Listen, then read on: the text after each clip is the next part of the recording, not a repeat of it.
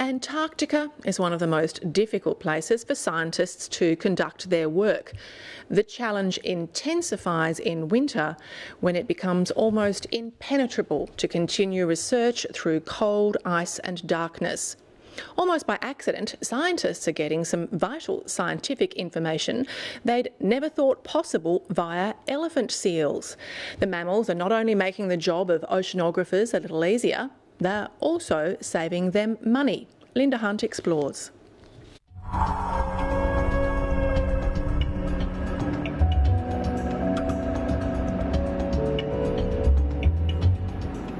It's a yearly migration. Elephant seals leave Macquarie Island at the end of summer for Antarctica.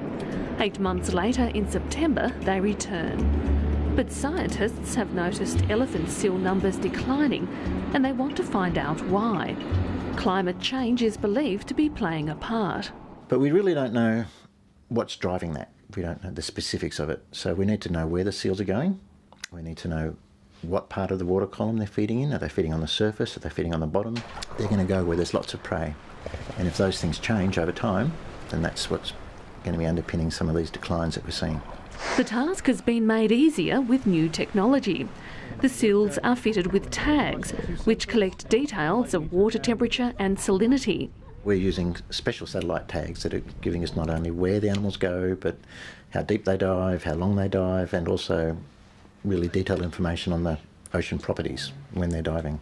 The information is beamed to a satellite and back to scientists.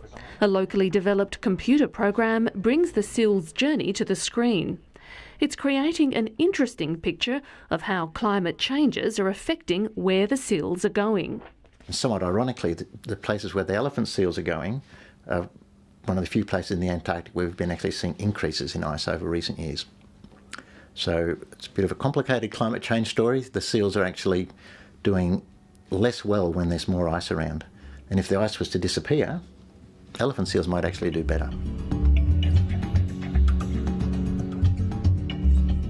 The data collected is proving useful across a number of scientific fields. Ships rarely go to Antarctica during the wintertime, and other data collecting devices can't operate in areas where there's lots of sea ice, but seals can. And so they're going into areas where you can't get ships, you can't get ocean buoys. So this area we're seeing here, a lot of it is covered by sea ice. Yeah, that's right. I haven't put ice on the animation yet, but yeah, so there would be big sheets of sea ice coming out right over this shelf break. It's very cold and very windy, and yet the seals are hanging around for months, and they're operating in such a way that they're acting like a piece of oceanographic equipment. They're going up and down in one spot, very much the way we would like a mooring to behave. Guy Williams is an oceanographer specialising in sea ice. Information collected by elephant seals has helped his research into Antarctic bottom water, the cold, dense water mass occupying about 40% of the global ocean. It forms as a result of sea ice freezing and the very cold temperatures in the air, such that you get a very cold and dense water mass. And if that water mass can escape the continental shelf, it's dense enough to now flow all the way down the slope and become bottom water. Scientists have observed changes in the bottom water of the Atlantic, Indian and Pacific Oceans. To find out why they're changing, we're going back to the source regions, we're going back to Antarctica, and we're hoping to get to the very source up on the continental shelf beneath these polynyas where the dense shelf water originates. Luckily for oceanographers, these polynyas, an area of water surrounded by sea ice, are where the elephant seals like to hang out during winter.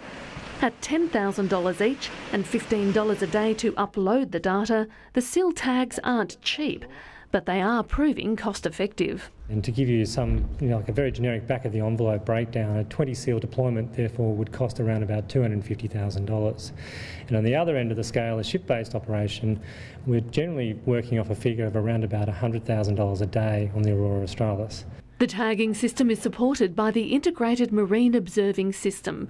IMOS is a national research infrastructure program led by the University of Tasmania. We fund them to basically deploy equipment into the ocean and then bring the data back and serve all that data up through an ocean portal that we maintain right here.